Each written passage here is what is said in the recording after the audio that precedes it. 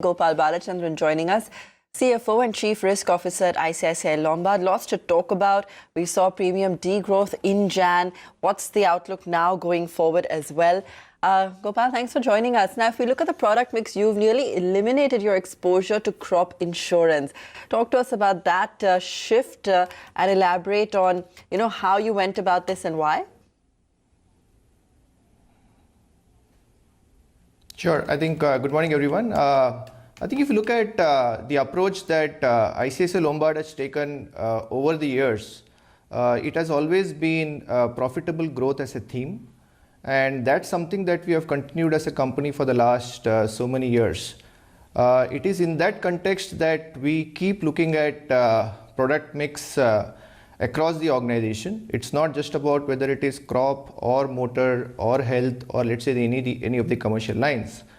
Across the portfolio of businesses that we do, we keep looking at in terms of what environment does it exist, and in that context we take a view on which are the segments which are our preferred segments which we would want to continue to ride growth in business, and certain segments which at a particular point of time may not be, let's say, viable in the context of the profitable growth that we have as a theme for the organization. So in that sense is the call that we took insofar as crop insurance is concerned. And by the way, this is not the first time that we are writing crop insurance. We have been commercially writing crop since 2009. And that's a segment which under the current pricing environment that exists, and more specifically the terms of reinsurance that are available in the market, leads us to a situation where we are cautious on that particular portfolio. And that's a call that we took at this point of time, given the current terms of reinsurance that's available in the market. Our mix of exposure to crop for the current period pretty much stands at 0 relative to, let's say, 17% of the mix that we had last year. Okay.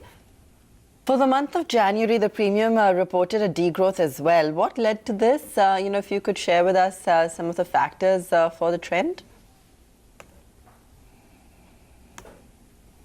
Sure. I think when you look at our numbers, again, the numbers have to be looked at in the context of, as I said, we continue to look at as an organization from an ICICI Lombard perspective, areas of segments that are our preferred segments. Now, when you look at the aggregate numbers, what you're saying is absolutely correct. The growth overall possibly for the month of January, or even for the matter of fact, even if you were to look at it on a 10-month basis, the numbers would look like possibly we are degrowing from the previous period. As I said, insofar as our approach to crop writing this year, we have been cautious is what I mentioned earlier. Now, if you were to look at the growth of the business excluding the crop portfolio, our growth will look like about 13%. Now, that's on the aggregate, not just for the month of January. Even if you were to look at it on a 10-month basis, the growth in business would look like X crop at about 13%. But within that, the areas which are our preferred segments of growth, which continues to be, let's say, health, motor, and for the matter of fact, even commercial lines, they have all exhibited growth rates which have been quite significant. SME is again an area which has been an area of focus for ICICI Lombard. That segment continues to witness a compounded growth of 30% for the last 3-4 years. Retail health indemnity, again a segment of focus for ICICI Lombard. That's a segment, if you look at the new retail health indemnity growth, for the current, again, 10-month numbers, if you were to look at, that has grown by about almost 90% plus. But that's primarily because we had a relatively low base, and that's a segment which we have been focusing on a lot in terms of opportunities for growth. Commercial lines, particularly when you look at fire, this year, after, let's say, a prolonged period of almost 10 years of soft pricing for the market, this is a segment that has started to see improvement in pricing. So that's again a segment that we are growing quite focused on, and that has led to the growth for ICICI Lombard, not just for the month of January. Even if, as I said, even if you look at it on a 10-month basis, I think the growth has been quite robust at about 13% X of crop. There are also reports that life insurance companies may be offering indemnity-based health policies. How do you view this, and will it really bring in higher competition in the segment? So I think again, if you look at health, I think health is a segment which is Health is a segment that is significantly growing for the market, and that's a segment that we have seen growth rates quite robust, not just for ICICI Lombard. If you look at the overall industry as well, I think even for the overall industry, the growth in health portfolio has been robust overall. On a compounded basis, the segment has been growing in excess of 20% year on year for the last so many years. And when you look at health, I think primarily there are three categories of customers that you look at. You have the retail customers, which is taking an insurance for self for their family members.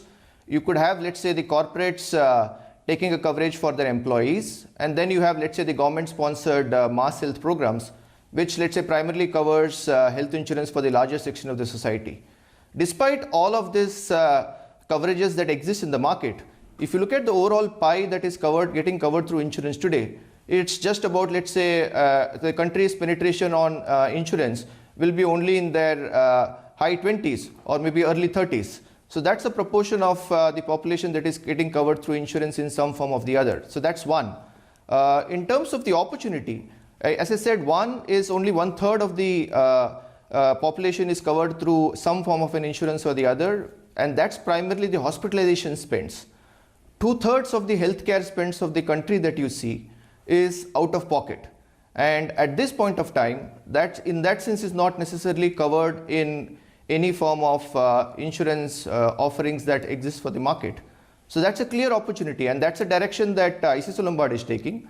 I think while the hospitalization insurance is something that is an area of focus for us, but we are also looking at how we can also tap on to the out-of-pocket spends, which at this point of time, from a market perspective, and also with respect to an opportunity for ICICI Lombard, we are clearly looking at that as a segment for growth. So in that sense, even while the regulator has set up a committee to look into whether health indemnity should also be offered by life insurance companies, our view is, of course, by the time we announce the results in April, is the committee has been given a time period of 2 months, within which they would definitely come out with their thought process on what the views are with respect to allowing a life insurance company to offer indemnity products.